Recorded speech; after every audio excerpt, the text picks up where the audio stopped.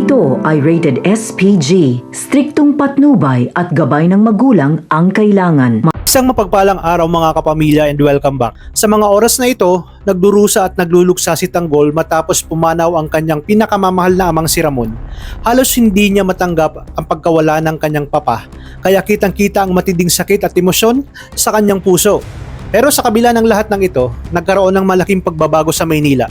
Tuloy nang naupo si Tanggol bilang mayor ng Maynila at sa wakas ay nabawi na rin niya ang munisipyo mula sa mga gerero. Dahil dito, napilitan na ang mga gerero na magtago habang patuloy silang pinaghahanap ng batas. Sa harap ng maraming tao, nanumpa si Tanggol bilang mayor at nangako siyang gagawin niya ang lahat upang muling maibangon ang Maynila mula sa krimen, sindikato at korupsyon. Kasama niya si Mando sa paglinis ng buong Kamaynilaan laban sa mga kriminal. Samantala, si Congressman Mojica naman ay abala sa pagpapatakbo ng bagong gym na tinawag na Santino Boxing Court, simbolo ng bagong pag-asa para sa komunidad. Tuwang-tuwa naman si Marites at Tinding dahil sa wakas, tila may pagbabago na ang mangyayari sa Maynila. Ngunit ang hindi nila alam, may mas malaking plot twist pa palang paparating.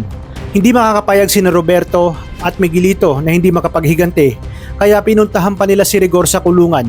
Pinatay ang mga nagbabantay at nagtagumpay nga silang naitakas si Rigor. Ito nga ay sinabi ni Rigor na hindi sila papayag na manatiling mayor si Tanggol. Bilang bahagi ng kanilang plano, hinidap nila sina Marites at Tinding at iba pang mahal sa buhay ni Tanggol. Pagkatapos nito, lumabas si Miguelito sa telebisyon at nagbanta. Kung talagang matapang si Tanggol, iligtas niya ang kanyang ina.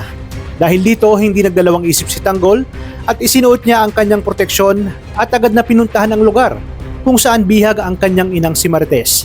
Dito nagsimula na ang matinding bakbakan sa loob ng gusali. Galit na galit si Tanggol at hindi siya papayag na hindi pagbayarin ang mga kalaban. Matapang niyang hinarap si Miguelito, matagumpay niyang nailigtas ang kanyang ina. Ngunit hindi nila alam na may hawak palang bomba itong si Roberto sa labas. Bigla itong pinasabog. Sa kabila nito, nakatakas si Marites at si Tanggol mula sa pagsabog. Ngunit sa huling eksena, makikitang duguan at nakahandusay si Tanggol at wala ng malay. Habang umiiyak, mamakaawa ang kanyang inang si Marites na wag itong mawawala. Ito na kaya ang magiging wakas ni Tanggol o may pag-asa pa siyang mabuhay upang ipagpatuloy ang tuloy-tuloy na pagbabago sa Maynila. Abangan natin yan sa mga huling gabi ng FPG's Batang Quiapo.